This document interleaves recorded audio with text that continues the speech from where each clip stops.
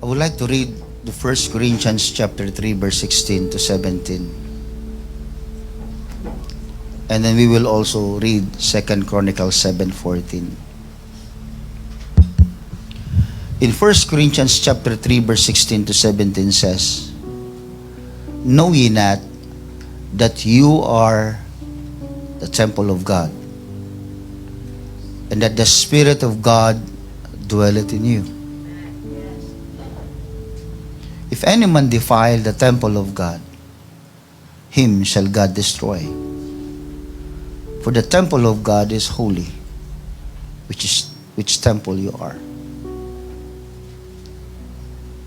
In 2 Chronicles chapter 7 verse 14 says, "If my people which are called by my name shall humble themselves and pray and seek my face and turn from their wicked ways, then will I hear from heaven and will forgive their sins and will heal their land." When I am in the bed of sickness, mga kapatid,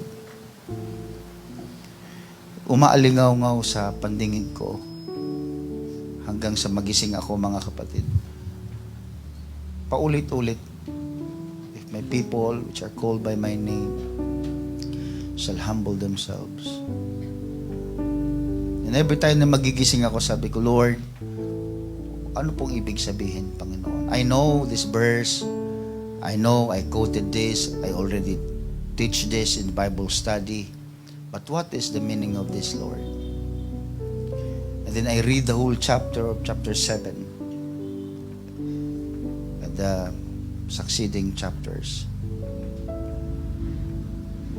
At ang napansin ko, mga kapatid, this is a prayer. Before this verse happens, Solomon prayed to the Lord to dedicate the temple and the altar. And then God told me, what's the use of the temple without altar? Anong silbi ng templo nang walang altar? And this is the message of the Lord to my ears.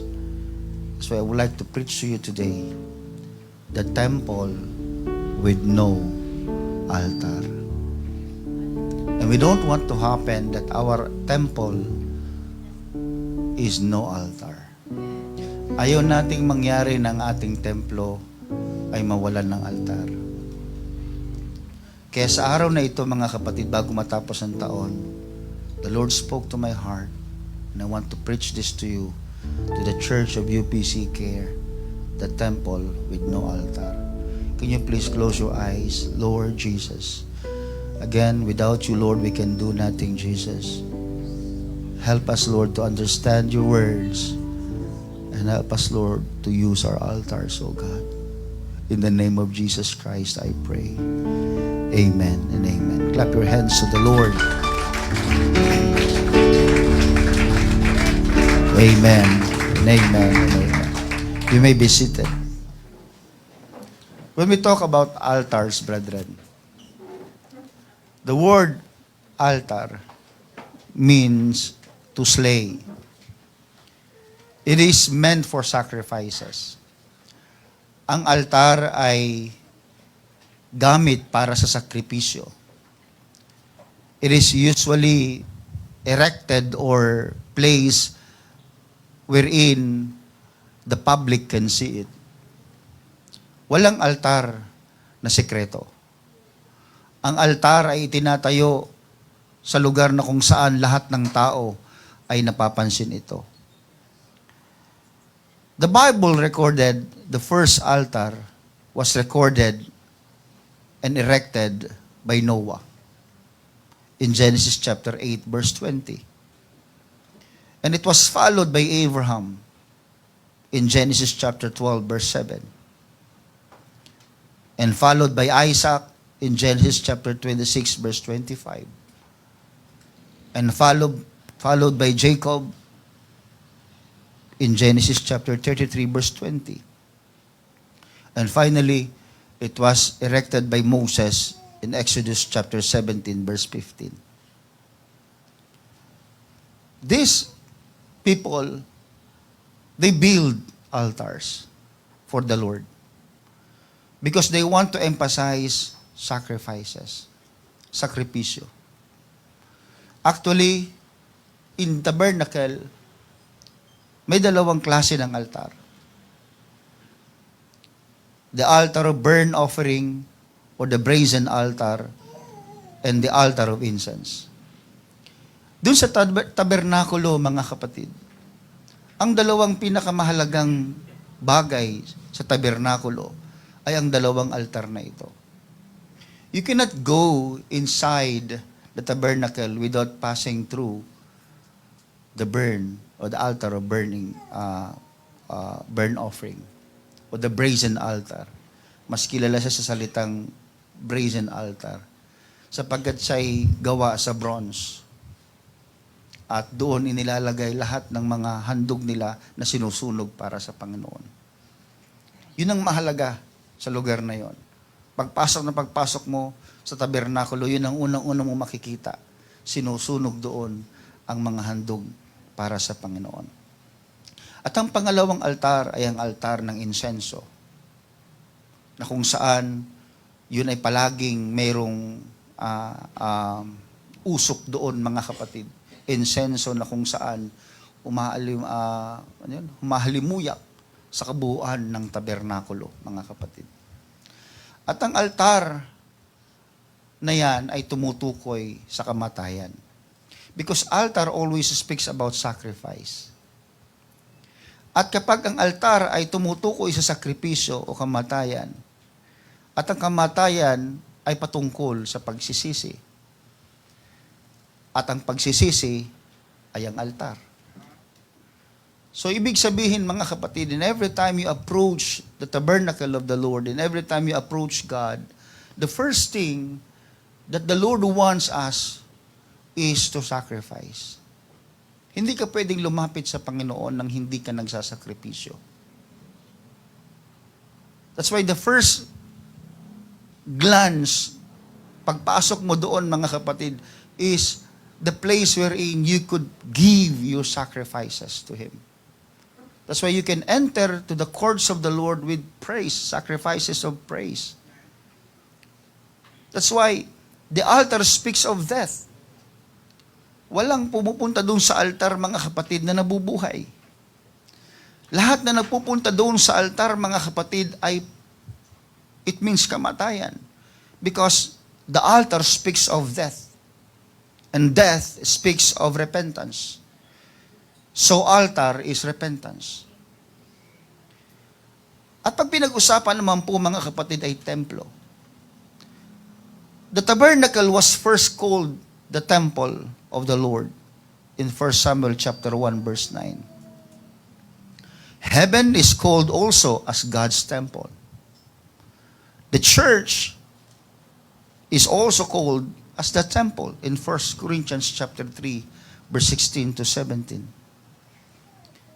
We, as an individual believers, are also called temple of the Spirit, according to 1 Corinthians chapter 6 verse 19.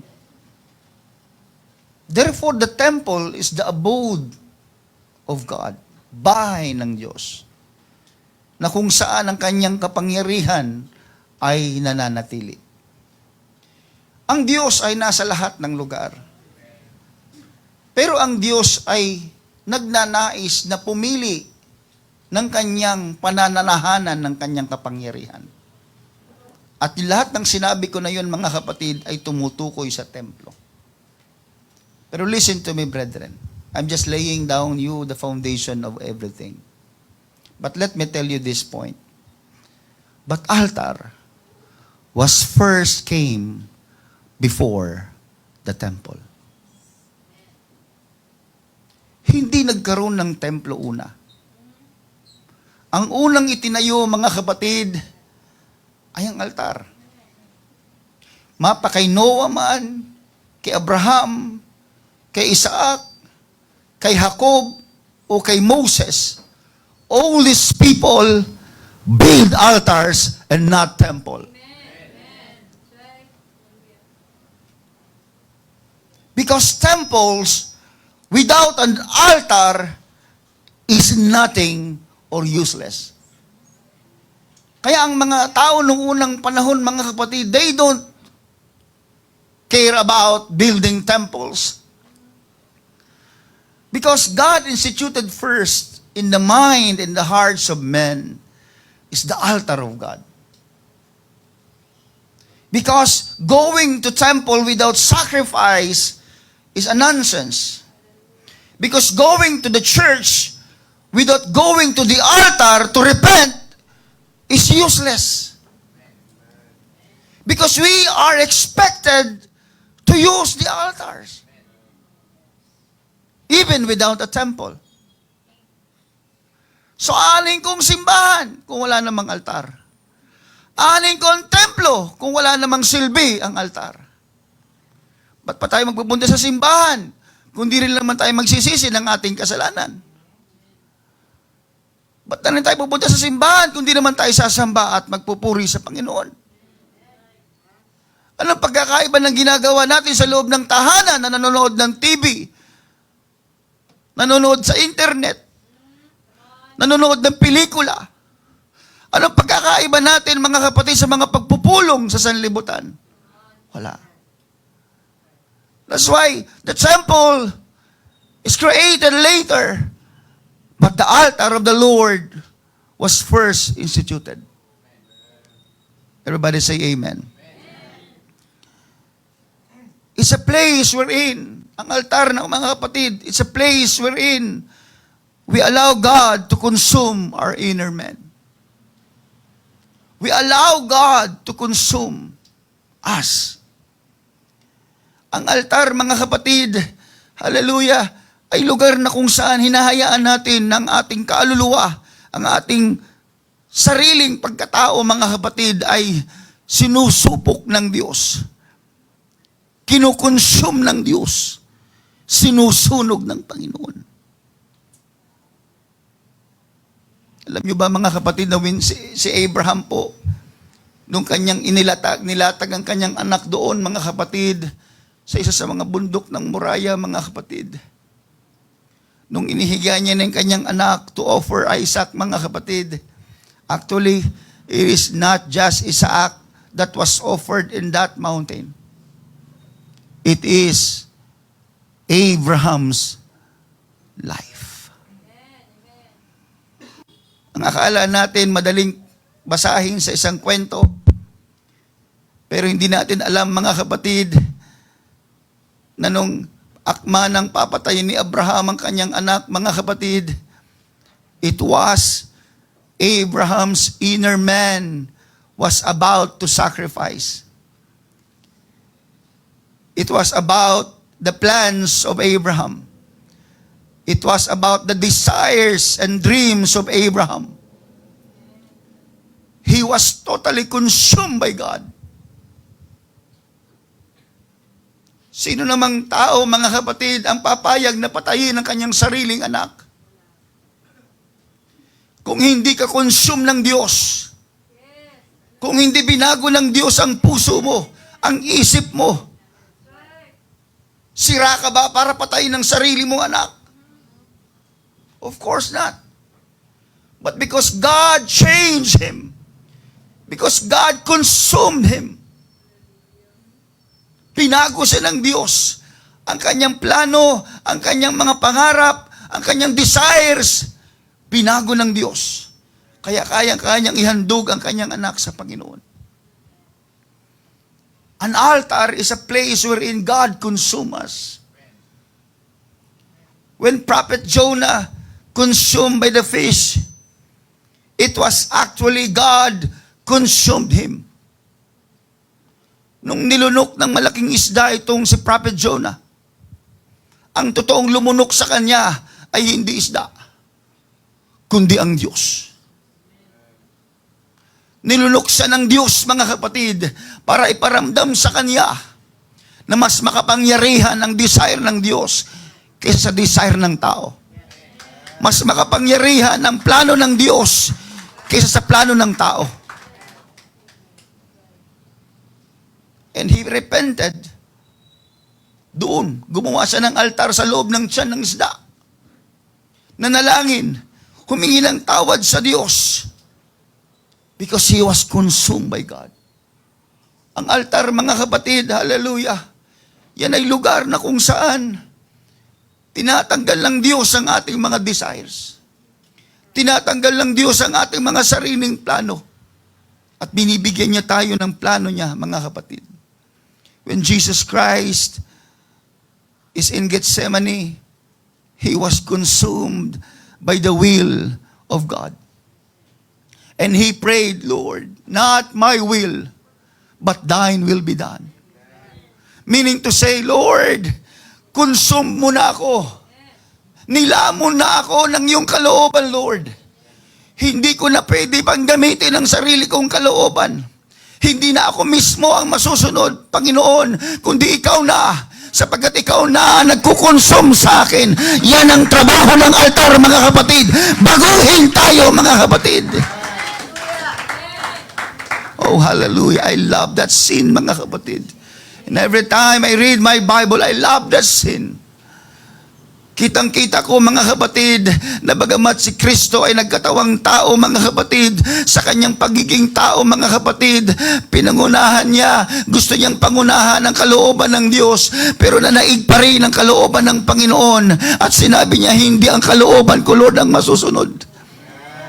Kaya mahalagang may altar. Kaya mahalagang lumuhuluhod tayo sa altar. Sapagkat doon natin nakikita, mga kapatid, ang kalooban ng Diyos sa buhay natin. Aanin kong simbahan na walang altar. Aanin kong gawain na walang pagpupuri. Aanin kong gawain na para lamang formalidad. I don't want that kind of church. The altar is a place to surrender all our wills. It's a place of change. It's a place of trust. Mga kapatid, for many years, lahat tayo nasaksihan natin, mga kapatid, ng halaga ng altar. Dito tayo binago ng Panginoon. Dito tayo natutong magtiwala sa Panginoon. Sa altar. Tulungan natin ang Diyos para tulungan tayo. Let us help God so God can help us. Alam niyo, mga kapatid, alam ko medyo nonsense yung statement ko na yun. Because God don't need our help. Hindi naman talaga kailangan ng Diyos ang tulong natin eh. Paano siya magiging Diyos kung kailangan niya ng tulong? But what I'm trying to say, mga kapatid, how God can change us if we are not using the altar. How God can forgive our sins if we don't repent of our sins. How God can reveal Himself to us if we are not surrendering ourselves first. Tulungan natin ang Diyos para tulungan niya tayo. Tulungan natin siya na gamitin natin yung altar natin, mga kapatid. Let us use the altar. Let us repent of our sins. Let us humble. Let us trust Him. So that He can bless our lives, mga kapatid. Para pagpalain niya ang buhay mo, matuto kang magtiwala sa Kanya. Hallelujah, hallelujah, hallelujah. Because the temple speaks about the whole process of salvation and sanctification.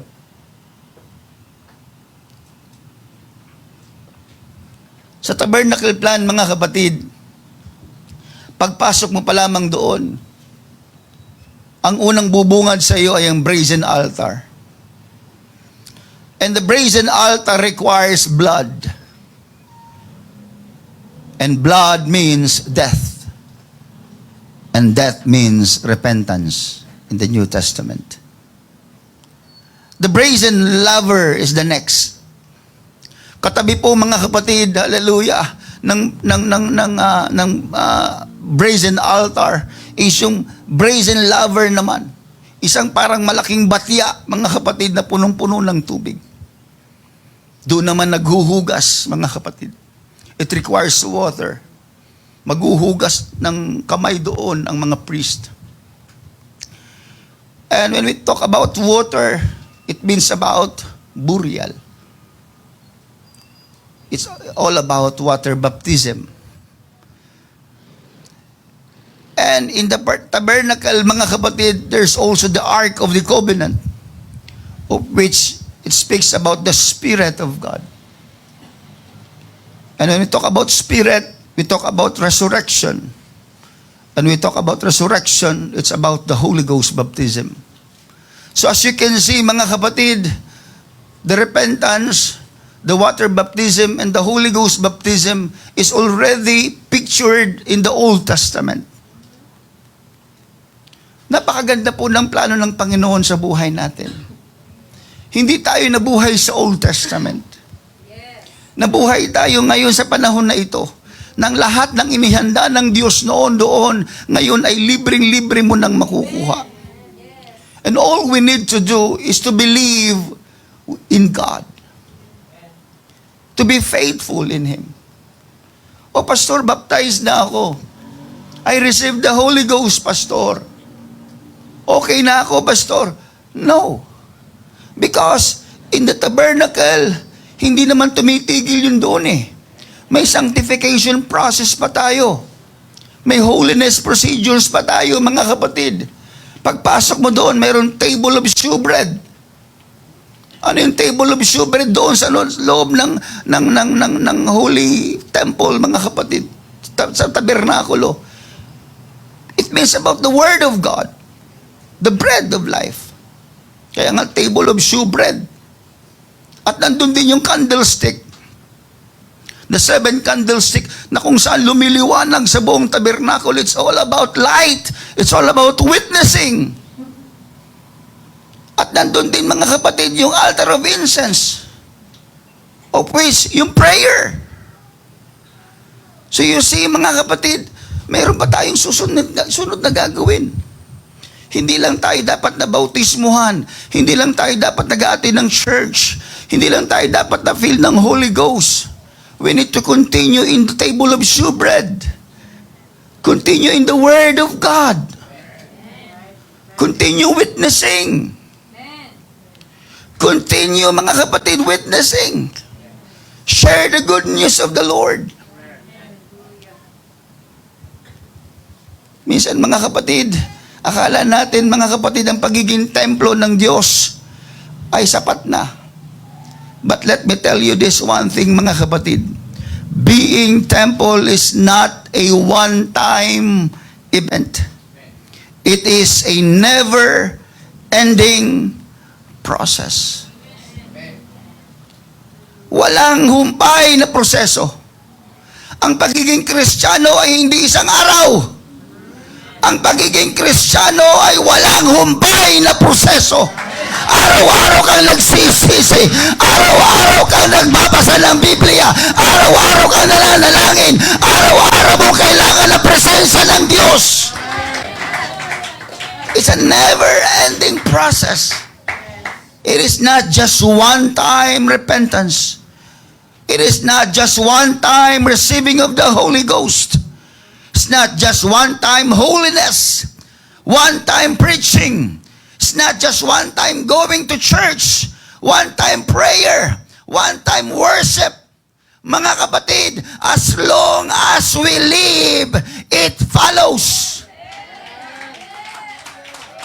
Habang nabubuhay tayo, tuloy-tuloy ang proseso. Huwag kang titigil sa pananalangin. Huwag kang titigil sa pagsamba. Huwag kang titigil sa pakikinig ng salita ng Diyos. Huwag kang titigil sa pag-aayuno. Huwag kang titigil sa pananampalataya. Sapagkat ang kaligtasan is a never-ending process. Hanggang sa hindi ka tinatawag ng Diyos dun sa kalangitan, huwag kang tumigil. Pastor, ang dami ko nang nagawa sa Panginoon, okay na to. Matagal-tagal na rin ako, Pastor. Thank you sa matagal mo ng paglilingkod sa Panginoon. But it's not enough. It's not enough.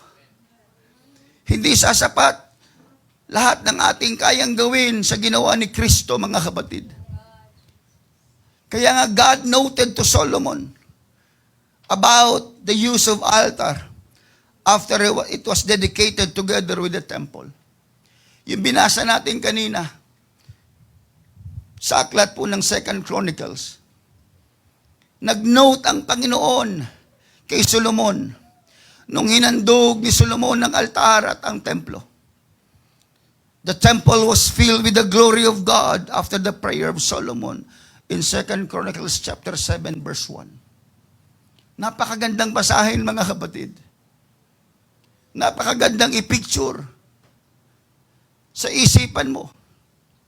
And now when Solomon had made an end of praying, the fire came down from heaven and consumed the burnt offering and the sacrifices, and the glory of the Lord filled the house. Pagkatapos manalangin ng dedication ni Solomon, sumagot ang Diyos. Mga kapatid, ang Diyos ay sumasagot sa panalangin. Hindi bigay ang Diyos, mga kapatid. I don't know kung meron ka pang panalangin na hindi sinasagot ng Panginoon. But I want you to claim right now, today, mga kapatid, that God will answer your prayers. It is the Word Himself said. Mismong salita ng Diyos na nagsasabi that when God, after hearing the prayer of Solomon, God answered by fire.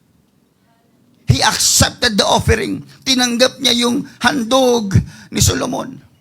Tinanggap niya yung sakripisyo ni Solomon. And verse 2, tingnan niyo yung mangyari sa verse 2, mga kapatid. And the priest could not enter into the house of the Lord because the glory of the Lord had filled the Lord's house. Na hindi magkakitaan ng mga priest doon, na hindi magkakitaan ng mga Levita, na hindi magkakitaan yung mga nagsaserve sa loob ng templo. Because of the thick glory of God.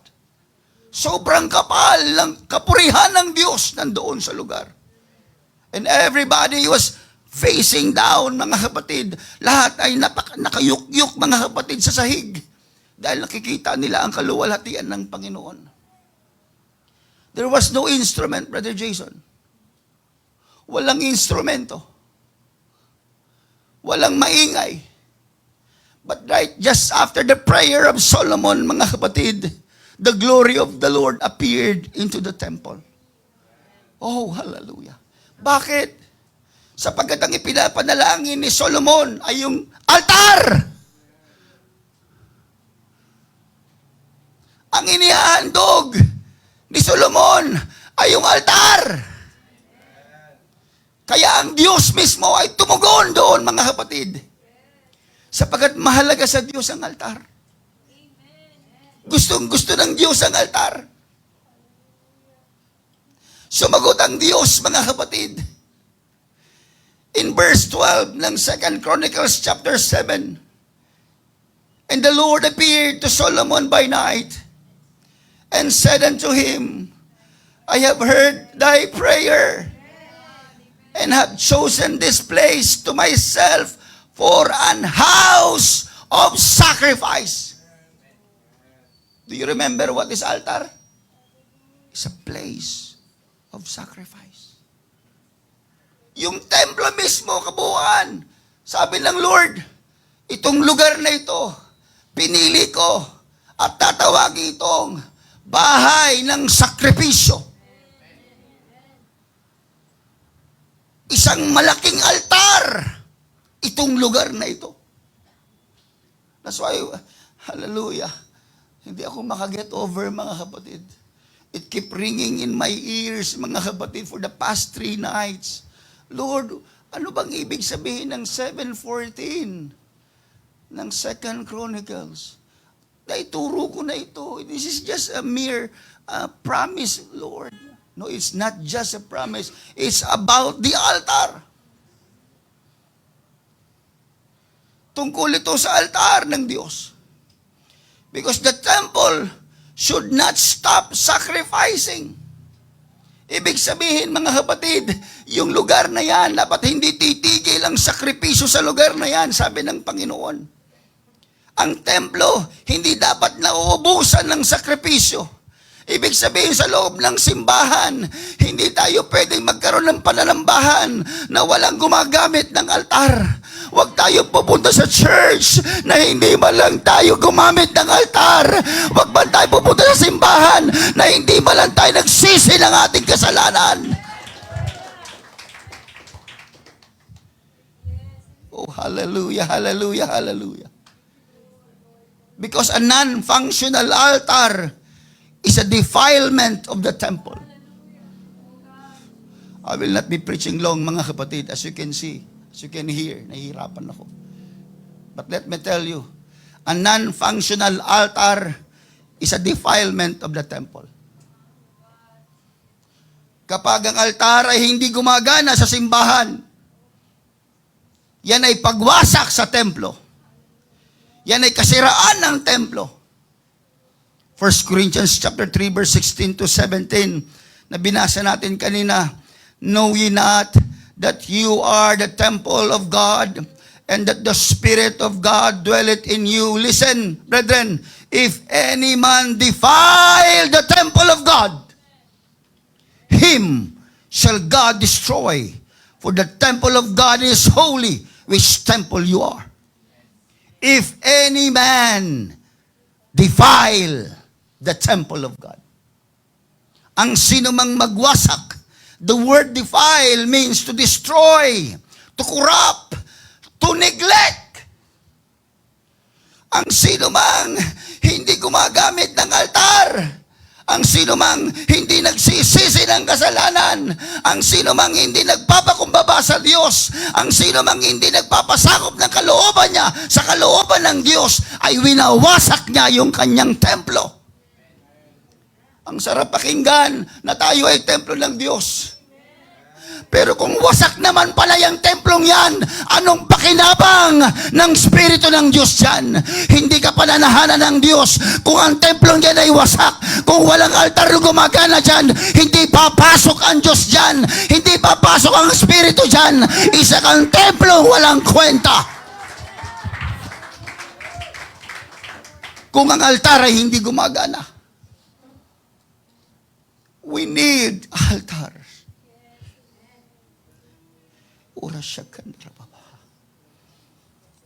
Anything that makes the altar non-functional in our lives is defilement to the temple. Pagmamataas, galit, inis, pagkabahabahagi. Yan ang dahilan kung bakit yung altar hindi nagagamit. Imbis na tayo magpakumbaba, nagmamataas tayo. Imbis tayo humingi ng tawad, magtatago tayo. May altar ka eh. Hindi mo ginagamit. Sabi ng Diyos, templo ka niya. Huwag tayo magyabang na tayo, templo ng Diyos. Kung yung templong naman yan ay wasak. Kung templo naman na yan ay hindi gumagana ang altar, walang kwenta yan. We need to use the altar. Isang malaking pribilehiyo, mga kapatid, na tayo ay may altar. Ginawan tayo ng Diyos ng altar. Sinabi ng Diyos, ikaw ay templo ko. At sa loob ng templo may altar. Anong pakinabang kung may templo nga, wala namang altar? Walang pakinabang ang templo na walang altar. Anong gamit ng simbahan kung walang pagsisisi? Anong gamit ng pagpunta sa simbahan kung walang pagpupuri? Anong kwenta ng pagpunta sa simbahan kung walang pagsamba? Anong kwenta ng pagpunta sa simbahan kung walang banal na espiritong natatanggap? Anong kwenta ng pagpunta sa simbahan kung walang pagpapakumbaba ng ating mga sarili, mga kapatid? Yan, templong yan ay wasak na templo. Ayaw ng Diyos ng wasak na templo, mga kapatid. Hallelujah! Ang hinahanap ng Diyos ay ang buong templo na may altar sa loob at gumagana.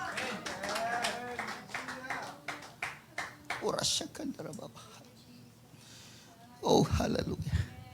When God accepted the dedication of the altar, hallelujah, God cannot resist the altar. Nung nanalangin, mga kapatid, itong si Solomon, hindi kayang mag-resist ng Panginoon. Now, before I end, let me tell you this. God cannot resist the altar. Isang bagay lang, mga kapatid, nung aking binabasa ang salita ng Panginoon, may bagay na hindi kayang tanggihan ng Panginoon. Altar. When you put something into it, God will consume it. Isang bagay, mga kapatid, ang natutunan natin sa paglilingkod sa Panginoon. Ano mang bagay na inilagay natin sa altar, ang Diyos ay kumikilos. It's an apple of the eye of the Lord. Altar. Using an altar means you are requesting for heavenly intervention. Using an altar is pulling something down out of the invisible and into the visible. Using an altar is recognizing that you can do nothing. Using an altar is an admission of our weakness, our needs. We are seeking His forgiveness and His favor. We are accepting God's term and not our terms. Using an altar is God inviting. We are inviting God to do whatever He wants into our lives.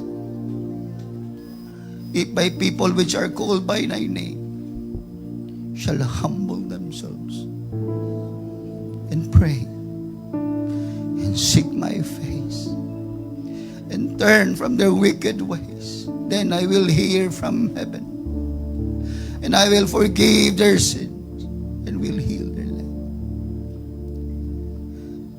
Humble, pray, seek my face, turn from their wicked ways.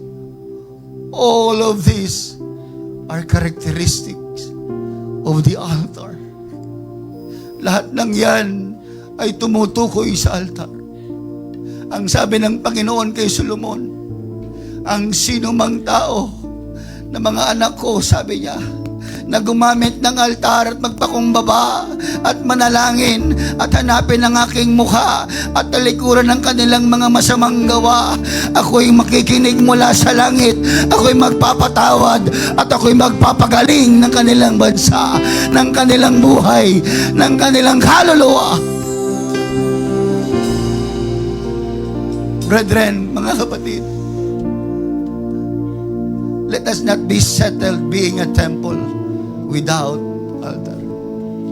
Huwag tayong pumayag na tayo isang templo pero walang altar. Huwag kang pumayag na magsisimba ka lang na hindi mo man lang nagagamit ang iyong altar. Ibinigay sa iyo ng Diyos yan. Isang kaloob ng Diyos sa iyo na kailanman na hindi kayang ibigay ng iba. Yan ay pag-ibig ng Diyos sa sangkatauhan. Binigyan ka niya ng altar upang meron kang direktang komunikasyon sa Kanya. Isang altar na kailanman ay hindi kayang gawing imbentohin ng tao. Isang altar na kung saan na tuwing ikaw ay lumalapit sa altar na yan, ang Diyos ay nakikinig. Ang Diyos ay nakikinig. Ang Diyos ay interesadong makinig sa tuwing may dinadala ka sa loob ng altar na yan. altar! Huwag kang pumayag na maging